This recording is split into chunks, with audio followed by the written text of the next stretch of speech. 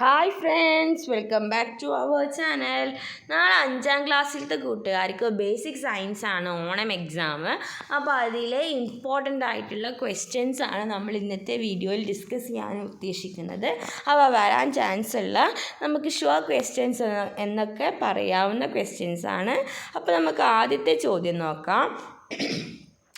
What is stomata എന്ന് പറഞ്ഞാൽ stomata എന്ന് പറഞ്ഞാൽ എന്താണ്? The microscopic pores in the leaves R known as stomata. It is through these pores atomic air enters the plant.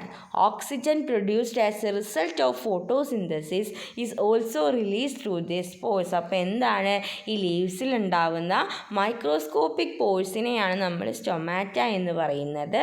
ഈ പോഴ്സിലൂടെയാണ് atmospheric air പ്ലാന്റിലേക്ക് enter ആവുന്നത്. Oxygen produced as a result of photosynthesis is also, അതായത് oxygen release ചെയ്യുന്നതും ഈ പോഴ്സിലൂടെയാണ്. Okay, നമുക്ക് next question നോക്കാം. What are epiphytes? എപ്പിഫൈറ്റ്സ് എന്ന് പറഞ്ഞാൽ എന്താണ്? The plants which depend on host plants only for habitat. Such plants are called epiphytes. Orchids are examples of epiphytes. അപ്പോൾ എന്താണ്? ചില പ്ലാന്റ്സ് ഹാബിറ്റേറ്റിന് വേണ്ടി മാത്രം അതിൻ്റെ ഹോസ്റ്റ് പ്ലാന്റിനെ ഡിപ്പെൻഡ് ചെയ്യും. അത്തരം പ്ലാന്റ്സിനെയാണ് നമ്മൾ എപ്പിഫൈറ്റ്സ് എന്ന് പറയുന്നത്. ഇനി അതിലൊരു ക്വസ്റ്റ്യൻ ഉണ്ട്. Can the growth of epiphyte harm the host plant? അതായത് ഈ എപ്പിഫൈറ്റിൻ്റെ ഗ്രോത്ത് ഈ ഹോസ്റ്റ് പ്ലാന്റിനെ ബുദ്ധിമുട്ടുണ്ടാക്കുമോ? What are the peculiarities of the roots of epiphytes? No, the small roots help the epiphyte to grow by clinging on the tree. അപ്പോൾ ഇതിൻ്റെ small roots എന്താണ്? അതിൻ്റെ മേലെ വളരാൻ സഹായിക്കും. The thick roots absorb moisture from the atmosphere. മാത്രമല്ല thick Roots അതിൽ നിന്ന് ആവശ്യമായിട്ടുള്ള മോയ്സ്ചർ എടുക്കാനും സഹായിക്കും. ഇനി നെക്സ്റ്റ് ഒരു question. What are semi parasites? Semi parasites എന്ന് പറഞ്ഞാൽ എന്താണ്? Plants make their own food by absorbing water and minerals from the host plant are called semi parasites. എന്താണ്? പ്ലാന്റ്സ് അവർക്ക് ആവശ്യമായിട്ടുള്ള ഫുഡ് അതിൻ്റെ ഹോസ്റ്റ് പ്ലാന്റിൽ നിന്നും വാട്ടറും മിനറൽസും എല്ലാം എടുത്തിട്ട് പ്രിപ്പയർ ചെയ്യും. അത്തരം പ്ലാന്റ്സിനെയാണ് നമ്മൾ സെമി പാരസൈറ്റ്സ് എന്ന് പറയുന്നത്. ഇനി നെക്സ്റ്റ് ഒരു ക്വസ്റ്റ്യൻ ആണ്. What are total parasites? എന്താണ് total parasites? Plants which have roots that can absorb nutrients from the host plants are called total parasites. എന്താണ്?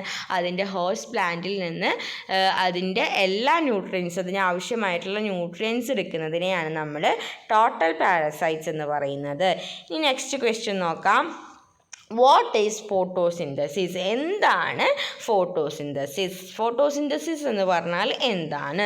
Plants make food using carbon dioxide and water. അപ്പോൾ plants എന്ത് ചെയ്യും? അവർക്ക് ആവശ്യമായിട്ടുള്ള food carbon ഡയോക്സൈഡും വാട്ടറും വെച്ചിട്ട് ഉണ്ടാക്കും.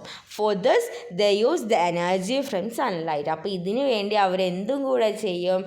സൺലൈറ്റിൻ്റെ എനർജി കൂടി എടുക്കും. So this activity is called photosynthesis. അപ്പോൾ നമ്മൾ ഈ ആക്ടിവിറ്റീനെയാണ് ഫോട്ടോസിന്തസിസ് എന്ന് പറയുന്നത്. ഇനി അടുത്ത ക്വസ്റ്റ്യൻ നോക്കാം. What is chlorophyll? എന്താണ് ക്ലോറോഫിൽ?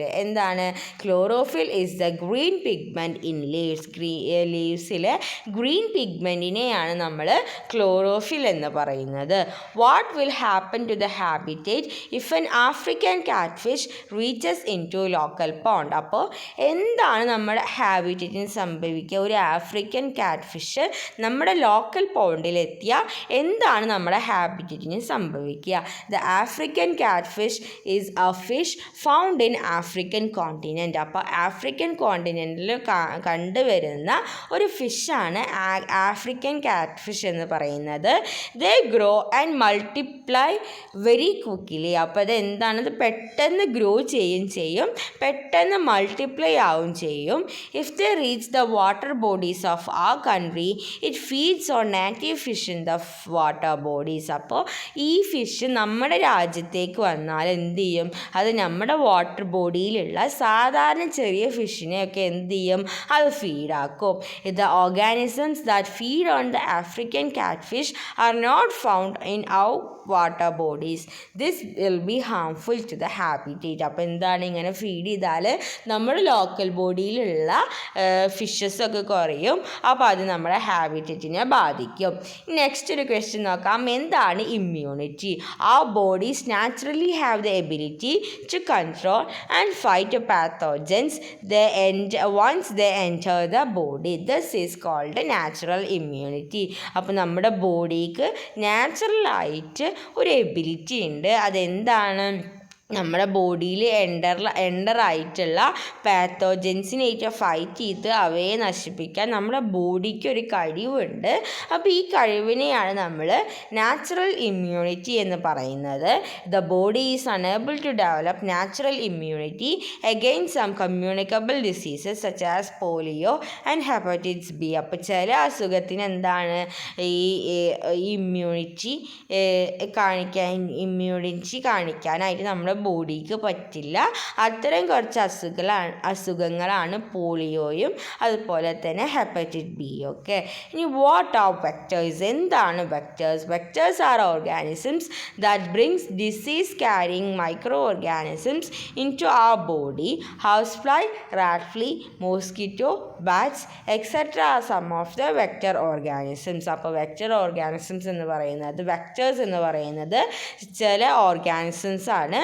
അത് നമ്മൾ എന്ത് ചെയ്യും? ഡിസീസ് ക്യാരി ചെയ്യുന്ന മൈക്രോ ഓർഗാനിസത്തിനെ നമ്മുടെ ബോഡിയിലേക്ക് കൊണ്ടുവരും. അതിൻ്റെ എക്സാമ്പിളാണ് ഹൗസ് ഫ്ലൈ, റാറ്റ്, ഫ്ലീ ഒക്കെ. ഇനി എന്താ?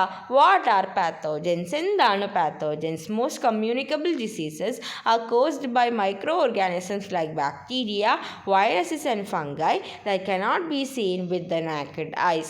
They are called pathogens because they cause diseases. അപ്പോൾ എന്താണ് ചില കമ്മ്യൂണിക്കബിൾ ഡിസീസസ് എന്താണ്? മൈക്രോ ഓർഗാനിസംസ് ആയിട്ടുള്ള ബാക്ടീരിയ, വൈറസ്, ഫംഗൈ ഒക്കെ നമ്മുടെ കണ്ണുകൊണ്ട് പോലും കാണാൻ പറ്റാത്ത ഇത്തരം ഓർഗാനിസംസാണ് കാരണമാവുക. അപ്പോൾ ഇതിനെയാണ് നമ്മൾ പാത്തോജൻസ് എന്ന് വിളിക്കുക. കാരണം എന്താണ്?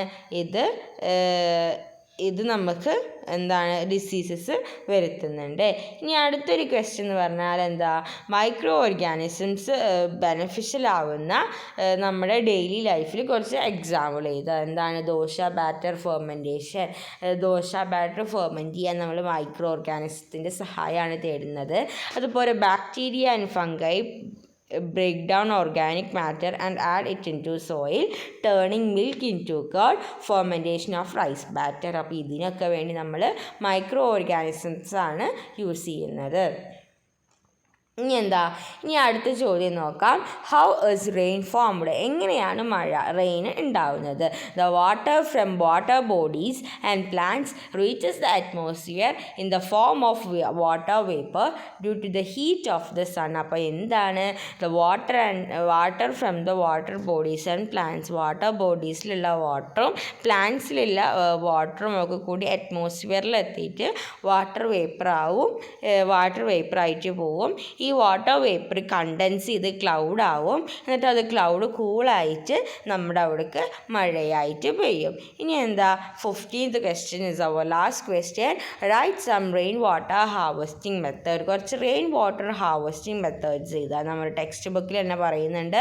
റെയിൻ വാട്ടർ സ്റ്റോറേജ് ടാങ്ക് ഉണ്ടാക്കി നമുക്ക് സ്റ്റോർ ചെയ്യാം, ചെക്ക് ഡാംസ് ഉണ്ടാക്കാം, സ്റ്റോൺ വാൾസ് ഉണ്ടാക്കാം, വെൽ റീചാർജിങ്. അപ്പോൾ ഇങ്ങനെയൊക്കെ നമുക്ക് റെയിൻ വാട്ടർ ഹാർവെസ്റ്റ് ചെയ്യാവുന്നതാണ്. ഓക്കെ, അപ്പോൾ ഇതൊക്കെയാണ് നമുക്ക് പഠിക്കാനുള്ള ചാപ്റ്റേഴ്സിൽ നിന്ന് വരാൻ സാധ്യതയുള്ള ഇമ്പോർട്ടൻ്റ് ആയിട്ടുള്ള ക്വസ്റ്റ്യൻസ്.